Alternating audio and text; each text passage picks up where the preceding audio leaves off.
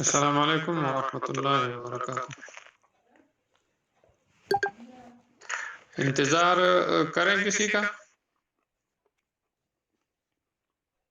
نہیں سر، وقت ہو گیا ہے، لوگ آہستہ آہستہ آتے چلے جائیں گے۔ اور دوسرا یہ کہ بس میں شاہد بھائی کو میسج کرتی ہوں، وہ بھی آ جائیں۔ آپ سٹارٹ کیجئے۔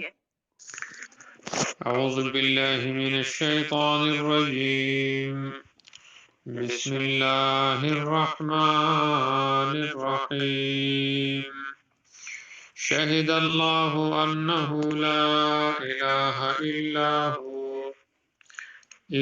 هو والملائکۃ واولو العلم قائما بالقسط لا الہ الا هو العزیز الحکیم۔ ان الدین عند اللہ الاسلام وما اختلف الذین اوتوا الکتاب الا من بعد ما جاءهم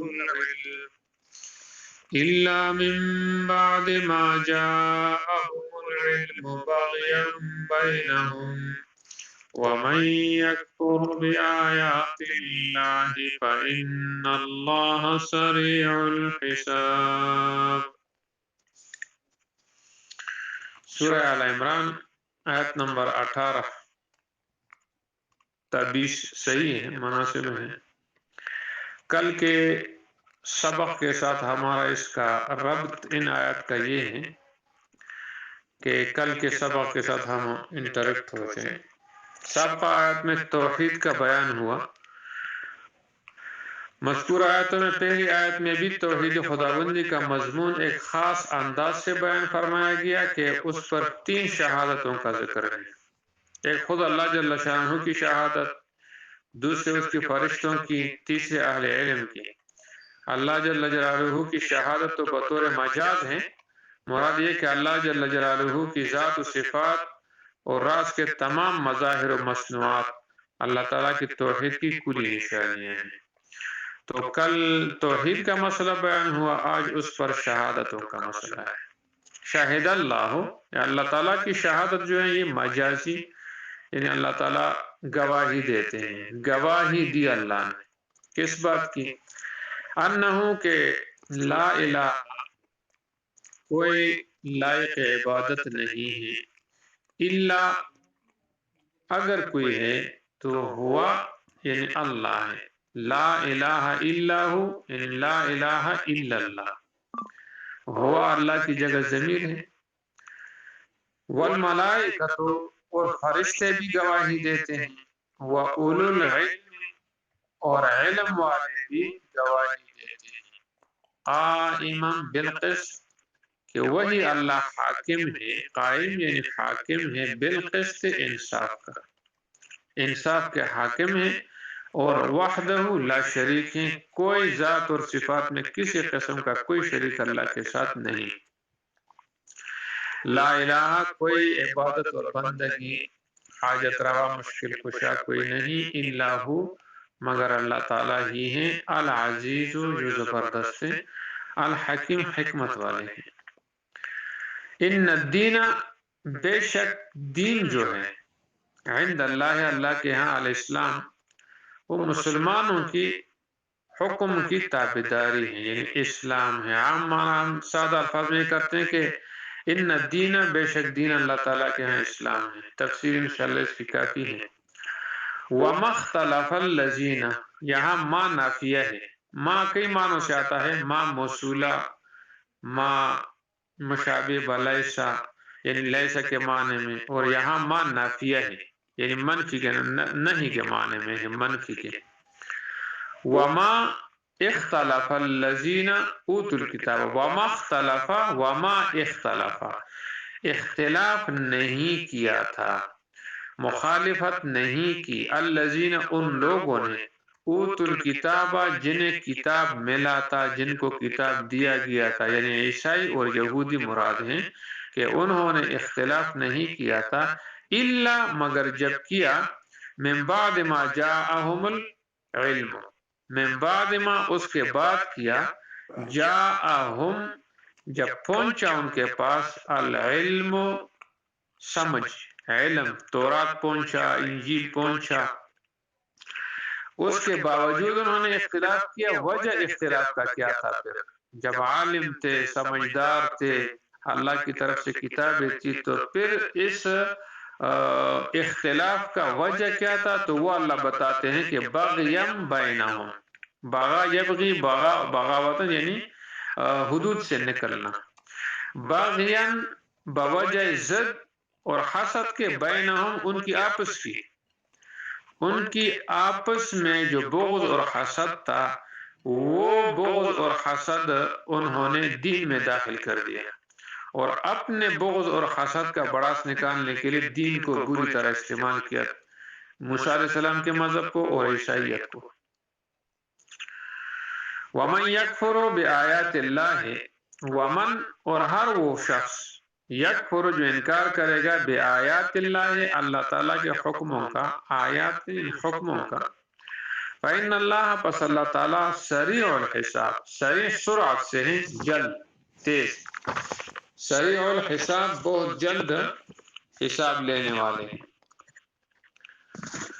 فإن حاجوکا، ان شرطیہ ہیں، اس کو ہم ان شرطیہ کہتے ہیں. فإن پس اگر یہ لوگ، حاجو کا، حاجو صیغہ جمع مذکر غائب ہیں، بحث مباحثہ اور جھگڑے کے معنی میں آتا ہے. کا ضمیر خطاب ہے، جس طرح ہم فاتحہ میں پڑھتے ہیں ایاکا، تیرے ہی نعبد ہم بندے، اور ایاکا اور خاص تیرے ہی بندگی کرتے ہیں اور مدد مانگتے ہیں.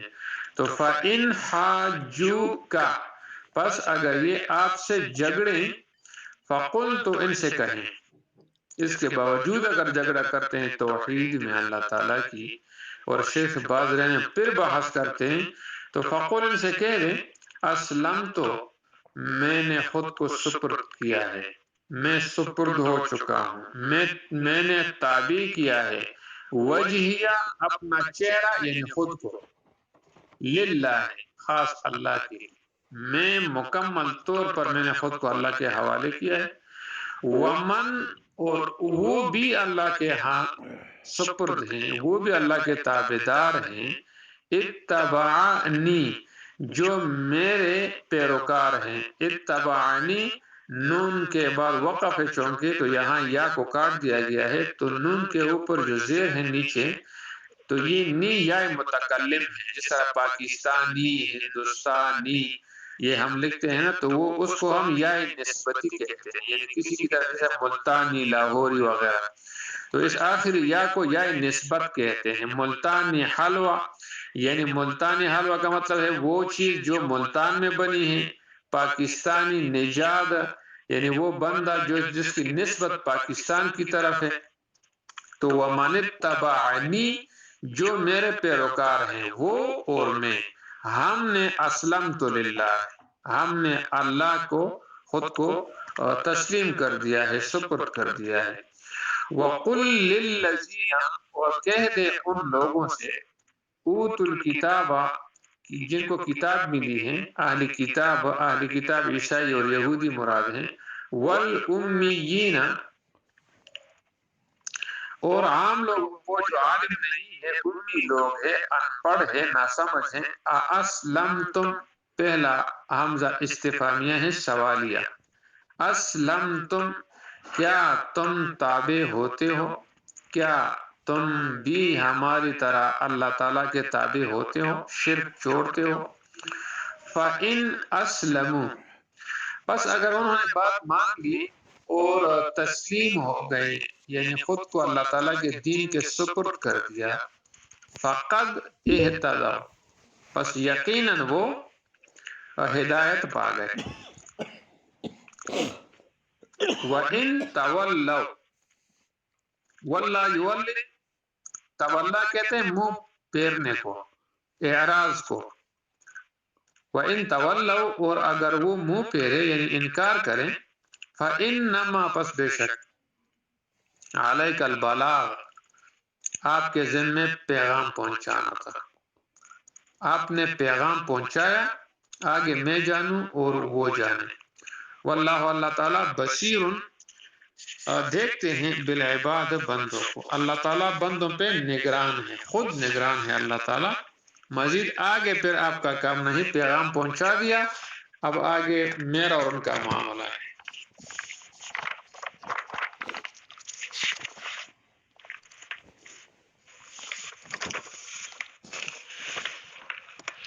آیت شہد اللہ انہ لا الہ الا کے حوالے سے تھوڑی سی وضاحت کر لیتے ہیں.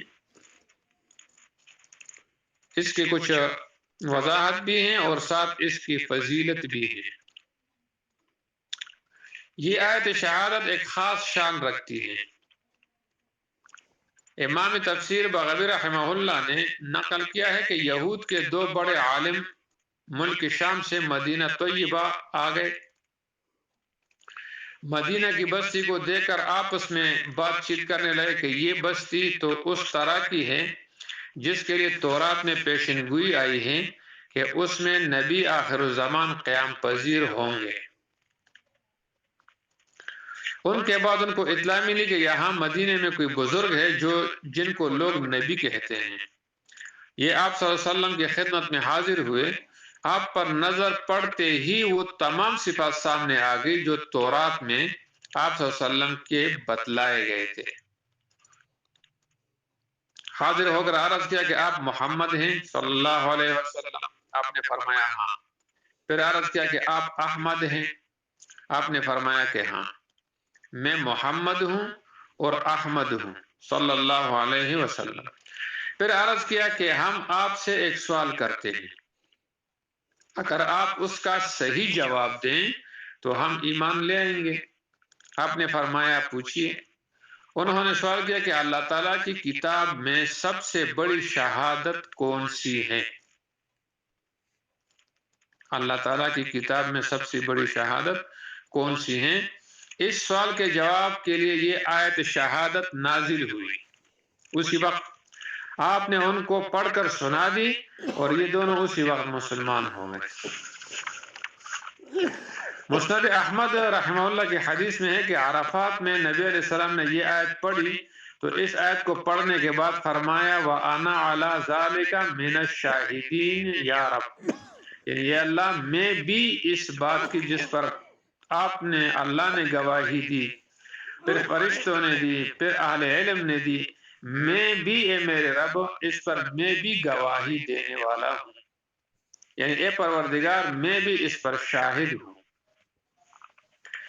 امام اعمش رحمہ اللہ کی ایک روایت سے معلوم ہوا کہ جو شخص اس آیت کی تلاوت کے بعد یہ کہے کہ انا علی ذالک من الشاہدین، تو اللہ تعالیٰ قیامت کے روز فرشتوں سے فرمائیں گے کہ میرے بندے نے ایک عہد کیا ہے اور میں عہد پورا کرنے والوں میں سب سے زیادہ ہوں، اسی لیے میرے بندے کو جنت میں داخل کر دے. اسی طرح باقی بھی آیات ہیں کہ الیس اللہ باحکم سورہ 3 میں ہے 30ویں پارے میں کہ الیس اللہ باحکم الحاکمین، کیا اللہ تعالیٰ سب حاکموں سے بڑے حاکم نہیں؟ تو وہاں بھی ہمیں یہ کہنا چاہیے کہ بلا وہو احکم الحاکمین. تو 2-3 آیتیں ہیں کہ جہاں ہم نے اپنے تلاوت کے دوران جب ہم تلاوت کرتے ہیں اور ایسی آیتوں کی تلاوت کریں تو ہم اس کے ساتھ پھر وہ الفاظ پڑھیں. حضرت ابو ایوب انصاری رضی اللہ تعالیٰ عنہ کی حدیث میں ہے کہ نبی علیہ السلام نے فرمایا جو شخص ہر نماز کے بعد آیت الکرسی اور یہ آیت شہد اللہ انہ لا الہ الا هو والملائکۃ واولو العلم قائما بالقسط، یہ آیت پڑھیں اور قل اللہم مالک الملک تؤتی الملک من تشاء وتنزع الملک ممن تشاء وتعز من تشاء وتذل من تشاء بیدک الخیر انک علی کل شیء قدیر، یعنی آیت الکرسی اور یہ 2 آیتیں پڑھا کرے تو اللہ تعالیٰ اس کے سب گناہ معاف فرمائیں گے اور جنت میں جگہ دیں گے. سب گناہوں سے معاف کرنے کے مراد چھوٹے گناہ ہوتے ہیں. جہاں بھی ہم یہ لفظ پڑھیں کہ اس دعا سے اس عمل سے سارے گناہ معاف ہوتے ہیں تو سارے گناہوں سے ہمیں یہ بات یاد رکھنی چاہیے کہ اس سے چھوٹے گناہ مراد ہوتے ہیں. 2 گناہ معاف نہیں ہوتے، ایک جس کا حق ہو ہمارے ذمے جب تک ہم وہ حق ادا نہ کریں، اس کے بغیر معاف نہیں ہوں گے۔ اور دوسرا یہ ہے کہ جو غیبت ہیں یہ بھی دوسرے کا حق ہے، یہ بھی جس کی غیبت کی ہیں اس سے معافی مانگ کر وہ معاف نہ کرے تو یہ معاف نہیں ہوتا توبے سے۔ اور دوسرا گناہ کبیرہ، سارے گناہ کبائر ہیں، لیکن گناہ کبیرہ جو ہوتے ہیں اس میں جو دو قسم ہیں، پہلے یہ ہے کہ اللہ تعالیٰ اور بندے کے درمیان ہو تو اللہ تعالیٰ معاف کر دیں گے توبے کے ساتھ، اس کے لیے توبہ شرط ہے۔ اور دوسرا یہ ہے کہ اگر اس گناہ کے تعلق جو ہے کسی کا حق ہو ہمارے ذمہ، مثلا غیبت کا، یا ہمیں نقصان پہنچایا ہو یا کوئی پیسہ دبایا ہو وغیرہ، تو جب تک توبے کے ساتھ وہ اس بندے سے ہم معافی نہ مانگے یا وہ حق ادا نہ کرے تو بھی وہ ہم جتنے بھی وہ کریں، اچھے اعمال کریں، نیک زیادہ اعمال کریں، وہ گناہ معاف نہیں ہوں گے۔ تو یہاں جو فرمایا کہ سب گناہ معاف ہوتے ہیں، اس سے مراد چھوٹے گناہ ہوتے ہیں جو تلاوت سے معاف ہوتے ہیں، جو وضو سے معاف ہوتے ہیں، جو صدقہ سے معاف ہوتے ہیں وغیرہ، یہ چھوٹے گناہ ہوتے ہیں، اور ان کی 70 حاجتیں پوری فرمائیں گے، جن میں کم از کم سب سے چھوٹی حاجت جو ہے وہ مغفرت ہے۔ دین اور اسلام کے الفاظ کی وضاحت، دین اور اسلام میں کیا فرق ہے؟ جس طرح ایمان اور اسلام میں معمولی سی وضاحت ہیں۔ عربی زبان میں لفظ دین کے چند معنی ہیں، جس میں ایک معنی ہے طریقہ اور روش۔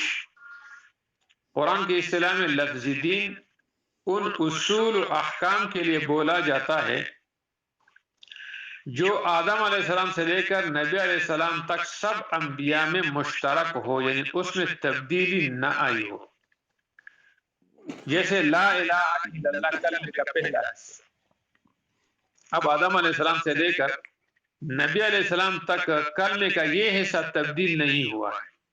اگر ہم پڑھیں تو لا الہ الا اللہ آدم صفی اللہ، لا الہ الا اللہ نوح نجی اللہ، لا الہ الا اللہ موسیٰ کلیم اللہ، لا الہ الا اللہ عیسیٰ روح اللہ، لا الہ الا اللہ ابراہیم خلیل اللہ، لا الہ الا اللہ اسماعیل ذبیح اللہ، لا الہ الا اللہ محمد رسول اللہ۔ اب پہلا حصہ اس کا چینج نہیں ہوا، یعنی یہ اصل ہے، بنیاد ہے، تو یہ اس حصے کو دین کہتے ہیں۔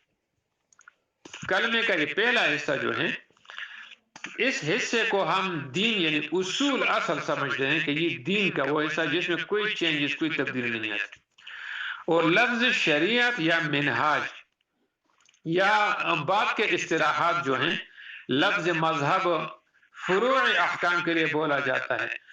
فروع فرع کی جمع ہے، اور فرع جو ہوتا ہے نا، جس طرح ماں ہوتے ہیں نا، ماں باپ ہوتے ہیں، اولاد ان کا فرع ہوتا ہے، یعنی کسی چیز سے پیدا ہونے والی اور چیز ہے۔ مثلا قرآن کریم میں کوئی اصول ہے، قاعدہ ہے، اس قاعدے سے جتنے بھی احکام مجتہدین نکالیں گے یا نکلیں گے، ان احکام کو فروعات کہتے ہیں۔ اصل سے نکلنے والے حکم کو فرع کہتے ہیں، فارعین، جو مختلف زمانوں اور مختلف امتوں میں مختلف ہوتے چلے آئے ہیں۔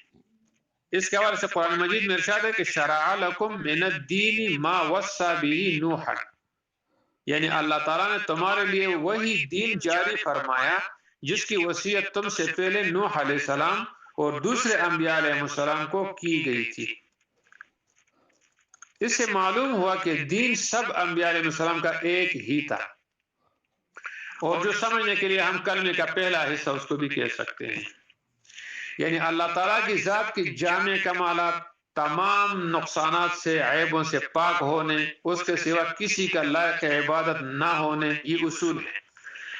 ایمان اور زبان سے اقرار، دل سے ایمان، زبان سے ایمان کا اقرار، روز قیامت پر ایمان، اس میں حساب کتاب، جزا سزا، جنت دوزخ پر دل سے ایمان لانا اور زبان سے اقرار کرنا، اس کے بھیجے ہوئے ہر نبی و رسول اور ان کے لائے ہوئے احکام پر اسی طرح ایمان لانا، یہ اصول، یہ دین ہے ہمارا، اس میں کوئی تبدیلی نہیں ہوتی۔ اور لفظ اسلام کے اصلی معنی ہے اپنے آپ کو اللہ تعالیٰ کے حوالے کر دینا، سپرد کر دینا، اور اس کے تابع فرمان ہونا۔ اس معنی کے اعتبار سے ہر نبی اور رسول کے زمانے میں جو لوگ ان پر ایمان لائے اور ان کے لائے ہوئے احکام میں ان کی فرما برداری کی وہ سب مسلمان اور مسلم کہلانے کے مستحق ہیں۔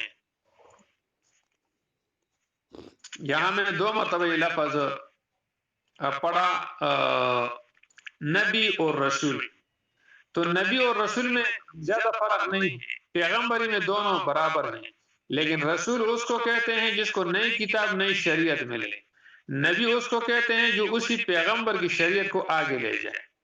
جیسا ایک روایت میں ہے نا، نبی صلی اللہ علیہ وسلم فرماتے ہیں علماء امتی کا انبیاء بنی اسرائیل، میرے امت کے علماء بنی اسرائیل کے انبیاء کے برابر ہے، یعنی ان کی طرح ہے، ان کو نئی کتاب نئی شریعت نہیں ملے گی، لیکن میرے قرآن اور سنت کو ہی یہ آگے قیامت تک چلائیں گے۔ تو نبی وہ ہوتا ہے، اور ان کا دین دین اسلام تھا۔ اسی معنی کے لحاظ سے نوح علیہ السلام نے فرمایا وَأُمِرْتُ أَنْ أَكُونَ مِنَ الْمُسْلِمِينَ، یعنی اسلام کا لفظ صرف نبی علیہ السلام کے بعد ہماری امت استعمال نہیں کرتی، یہ اسلام کا لفظ پہلے بھی استعمال ہوا ہے، نوح علیہ السلام کا یہ ذکر ہوا سورہ یونس 72 میں۔ اسی طرح ابراہیم علیہ السلام نے اپنے آپ کو اور اپنی امت کو امت مسلمہ فرمایا، ربنا وجعلنا مسلمین لک ومن ذریتنا امتا مسلمتا لک۔ اور عیسیٰ علیہ السلام کے حواریین نے اسی معنی کے اعتبار سے کہا تھا وَشَهَدْ بِأَنَّا مُسْلِمُونَ، آل عمران اسی صورت میں 52 نمبر آیت پہ آ جائے گا۔ تو یہ اسلام یا مسلمان کا لفظ ہم سے پہلے بھی استعمال ہوتا رہا ہے،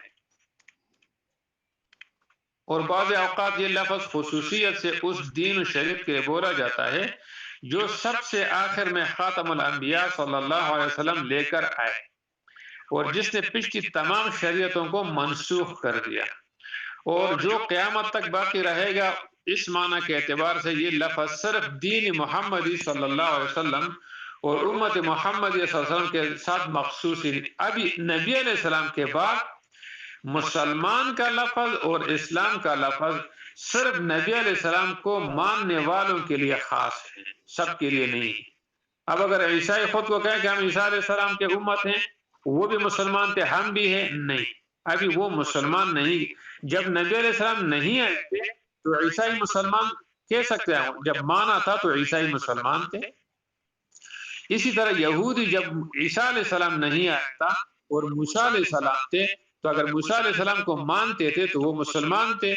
اب نبی علیہ السلام آئے ہیں تو نبی علیہ السلام کے دور میں وہی مسلمان ہوگا جو نبی علیہ السلام اور تمام انبیاء کو مانے گا۔ اب جو عیسائی نبی علیہ السلام کو بھی مان لے تو وہ مسلمان ہیں، اور اگر وہ تمام پیغمبروں کو مان کر نبی علیہ السلام کو نہیں مانتے تو وہ مسلمان نہیں ہو سکتا۔ تو اب یہ مسلمان کا لفظ یا مسلم کا لفظ صرف اور صرف قرآن اور نبی علیہ السلام کو ماننے والوں کے لیے خاص ہے۔ جبریل علیہ السلام کی ایک حدیث جو تمام کتابوں میں مشہور ہیں، اس میں رسول اللہ صلی اللہ علیہ وسلم نے اسلام کی یہی خاص تفسیر بیان فرمائی ہے۔ آیت مذکورہ کے لفظ الاسلام میں بھی دونوں معنوں کا احتمال ہے۔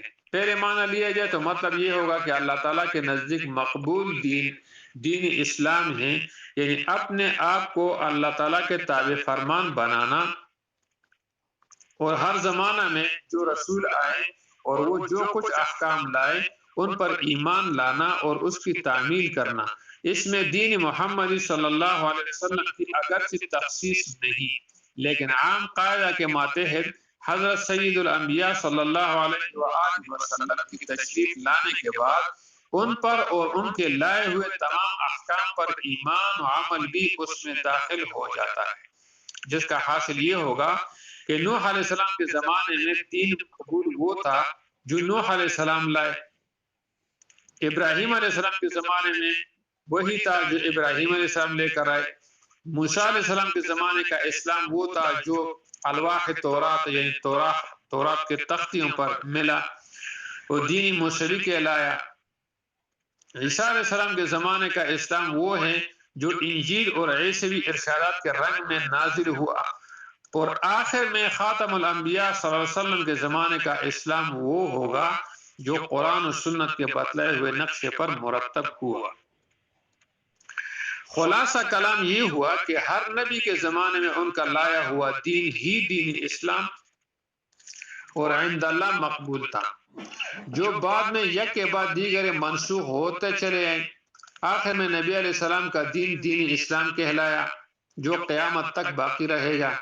اور اگر اسلام کے دوسرے معنی لیے جائے، یعنی وہ شریعت جو حضرت خاتم الانبیاء صلی اللہ علیہ وسلم لے کر تشریف لائے، تو آیت کا مفہوم یہ ہو جاتا ہے کہ اس زمانے میں صرف وہی اسلام مقبول ہے جو نبی کریم صلی اللہ علیہ وسلم کی تعلیمات کے مطابق ہے۔ پچھلے ادیان دین کی جمع ہیں کو بھی اگرچہ ان کی اوقات میں اسلام کہا جاتا تھا، مگر اب منسوخ ہو چکے ہیں، اور دونوں صورتوں میں نتیجہ کلام ایک ہی ہے کہ ہر پیغمبر کے زمانے میں اللہ تعالیٰ کے نزدیک مقبول دین وہ اسلام ہے جو اس پیغمبر کی وحی اور تعلیمات کے مطابق ہو، اس کے سوا دوسرا کوئی دین قبول نہیں کیا جائے گا، خواہ وہ پچھلی منسوخ شدہ شریعت ہی ہو۔ اگلے زمانے کے لیے وہ اسلام کہلانے کا مستحق نہیں۔ شریعت ابراہیم علیہ السلام ان کے زمانے میں اسلام تھی، موسیٰ علیہ السلام کے زمانے میں اس کی شریعت جو احکام منسوخ ہو گئے وہ اب اسلام نہیں رہے۔ اسی طرح عیسیٰ علیہ السلام کے زمانے میں شریعت موسویہ کا اگر کوئی حکم منسوخ ہوا تو وہ اب اسلام نہیں۔ ٹھیک اسی طرح خاتم الانبیاء صلی اللہ علیہ وسلم کے زمانے میں شرائع سابقہ یعنی سابقہ دینوں کے جو احکام منسوخ ہو گئے ہیں وہ اب اسلام نہیں کہلائیں گے۔ اس لیے جو امت قرآن کی مخاطب ہے اس کے لیے اسلام کے معنی عام لیے جائیں یا خاص، دونوں کا حاصل یہی ہے کہ رسول کریم صلی اللہ علیہ وآلہ وسلم کی بعثت کے بعد صرف دین اسلام کہلانے کا مستحق وہ ہے جو قرآن اور آپ صلی اللہ علیہ وسلم کی تعلیمات کے مطابق ہو، اور وہی اللہ کے نزدیک مقبول ہے، اور اس کے سوا کوئی دین مقبول اور ذریعہ نجات نہیں۔ یہ مضمون قرآن مجید کی بے شمار آیتوں میں مختلف عنوانات سے آیا ہے۔ ایک آیت کے الفاظ اس طرح کے وارد ہوئے ہیں، دوسری جگہ وَمَن يَبْتَغِ غَيْرَ الْإِسْلَامِ دِينًا فَلَن يُقْبَلَ مِنْهُ، یعنی جو شخص اسلام کے سوا کوئی بھی دین اختیار کرے گا تو وہ اس سے قبول نہیں کیا جائے گا، اس کے تابع جو عمل کیا جائے گا وہ ضائع ہوگا۔ اس زمانے میں نجات اسلام میں منحصر ہے، یعنی اسلام کے علاوہ نجات نہیں۔ غیر مسلم کی اعمال صالحہ اور اخلاق حسنہ کی کوئی حیثیت نہیں، یعنی وہ قبول نہیں۔ ان آیات نے پوری وضاحت کے ساتھ اس ملحدانہ نظریے کا خاتمہ کر دیا جس میں اسلام کی رواداری کے نام پر کفر و اسلام کو ایک کرنے کی کوشش کی گئی، اور یہ قرار دیا گیا کہ دنیا کا ہر مذہب، خواہ یہودیت ہو، عیسائیت ہو یا بت پرستی ہو، ہر ایک ذریعہ نجات بن سکتا ہے بشرطے کہ نیک اعمال اور اخلاق حسنہ کا پابند ہو، اور یہ در حقیقت اسلام کے اصول کو منہدم کرنا ہے، جس کا حاصل یہ ہو جاتا ہے کہ اسلام کی کوئی حقیقت ہی نہیں، محض ایک خیالی چیز ہے جو کفر کے ہر جامع میں بھی کھپ سکتا ہے۔ قرآن کریم کی ان آیات اور ان ہی جیسی بے شمار آیات نے کھول کر بتلا دیا ہے کہ جس طرح اجالا اور اندھیرا ایک نہیں ہو سکتے، اسی طرح یہ بات نہایت نامعقول اور ناممکن ہے کہ اللہ تعالیٰ کو اپنی نافرمانی اور بغاوت بھی ایسے ہی پسند ہو جیسے اطاعت اور فرما برداری۔ جو شخص اصول اسلام میں سے کسی ایک چیز کا منکر ہے وہ بلا شبہ خدا تعالیٰ کا باغی اور اس کے رسولوں کا دشمن ہے، خواہ فروعی اعمال ہو اور رسمی اخلاق میں وہ کتنا ہی اچھا نظر آئے۔ نجات آخرت کا مدار سب سے پہلے اللہ تعالیٰ اور اس کے رسول کی فرما برداری پر ہے۔ جو اس سے محروم رہا اس کے کسی عمل کا اعتبار نہیں۔ قرآن مجید میں ایسے ہی لوگوں کے اعمال کے مطابق ارشاد ہیں فَلَا نُقِيمُ لَهُمْ يَوْمَ الْقِيَامَةِ وَزْنًا، یعنی ہم قیامت کے دن ایسے لوگوں کے کسی قسم کے اعمال کے وزن نہیں کریں گے، پوچھیں گے بھی نہیں کہ آپ نے اچھے عمل کر کے لائے ہیں یا برے۔ اس آیت میں اور اس سے پچھلی آیات میں چونکہ روئی سخن یعنی بات چیت کا جو محور تھا وہ اہل کتاب کی طرف ہے، اس لیے آخرت میں ان کی بیوقوفی اور غلط کاری کو اس طرح بیان فرمایا گیا کہ وَمَا اخْتَلَفَ الَّذِينَ أُوتُوا الْكِتَابَ إِلَّا مِن بَعْدِ مَا جَاءَهُمُ الْعِلْمُ بَغْيًا بَيْنَهُمْ، یعنی ان لوگوں نے جو خاتم الانبیاء صلی اللہ علیہ وآلہ وسلم کی نبوت اور اسلام میں خلاف اور جھگڑا ڈالا، تو وہ اس وجہ سے نہیں کہ ان کو کوئی اس معاملے میں شک ہے کہ اسلام حق ہے یا نہیں، اس میں کوئی شک نہیں، بلکہ ان کو اپنی کتاب تورات اور انجیل سے اور دوسرے ذرائع سے پوری طرح اسلام اور پیغمبر اسلام صلی اللہ علیہ وسلم کی حقانیت کا علم ہو چکا ہے۔ قرآن کریم میں دوسری جگہ آتا ہے نا، یعرفونہ کما یعرفون ابناءہم، یہ نبی علیہ السلام کو ایسے جانتے ہیں جس طرح اپنی اولاد کو جانتے ہیں کہ یہ حق پیغمبر ہے، لیکن مسلمانوں سے حسد اور حب جاہ، دنیا کی مال دولت، نے ان کو اس اختلاف میں مبتلا کیا ہے۔ آخر میں فرمایا کہ وَمَن يَكْفُرْ بِآيَاتِ اللَّهِ فَإِنَّ اللَّهَ سَرِيعُ الْحِسَابِ، یعنی جو شخص اللہ تعالیٰ کی آیات کا انکار کرتا ہے تو اللہ تعالیٰ جلد اس سے حساب لینے والے ہیں۔ اول تو مرنے کے بعد اس عالم کا امتحان داخلہ قبر کے اس عالم میں ہوگا جس کو برزخ کے کہا جاتا ہے، اور پھر تفصیلی حساب قیامت میں۔ اس حساب و کتاب کے وقت سب جھگڑوں کی حقیقت کھل جائے گی، باطل پرستوں کو اپنی حقیقت واضح ہو جائے گی، اور پھر اس کی سزا سامنے آ جائے گی۔ فَإِنْ حَاجُّوكَ، شروعی صورت میں توحید کا اس بات تسلیس کا رد کیا کہ اسلام کے حق ہونے پر دلیل قائم ہونے کے بعد پھر بھی اگر یہ لوگ آپ صلی اللہ علیہ وسلم کے خواہ مخواہ حجتیں نکالتے ہیں تو آپ ان سے کہہ دیں کہ تم مانو یا نہ مانو، میں نے خود کو اللہ تعالیٰ کے حوالے کیا ہے، اور جو میرے پیروکار ہیں وہ بھی اپنا رخ خاص اللہ کی طرف کر چکے ہیں۔ یہ کنایہ ہے اس سے کہ ہم سب اسلام اختیار کر چکے، جس میں اعتقاد الوہیت یعنی اللہ تعالیٰ کا معبود ہونا اور کسی کا، عیسیٰ علیہ السلام کا کسی کا معبود نہ ہونا۔ اس کے اعتبار سے قلب کا رخ خاص اللہ ہی کی طرف ہوتا ہے، کیونکہ دوسرے مذاہب میں کچھ شرک ہو گیا تھا۔ اور اس جواب کے بعد دریافت فرمانے کے طور پر کہیے کہ اہل کتاب سے اور مشرکین عرب سے کہ کیا تم بھی اسلام لاتے ہو؟ سو اگر وہ لوگ اسلام لیں تو وہ لوگ بھی راہ راست پر آ جائیں گے، اور اگر وہ لوگ اس سے بدستور روگردانی رکھیں سو آپ اس کا بھی غم نہ کیجیے، کیونکہ آپ کے ذمہ صرف احکام خداوندی کا پہنچا دینا تھا۔ وہ آپ نے پہنچایا، آگے اللہ تعالیٰ خود ان کے ساتھ دیکھے گا۔ اللہ عمل کرنے کی توفیق عطا فرمائے۔ وآخر دعوانا الحمدللہ رب العالمین۔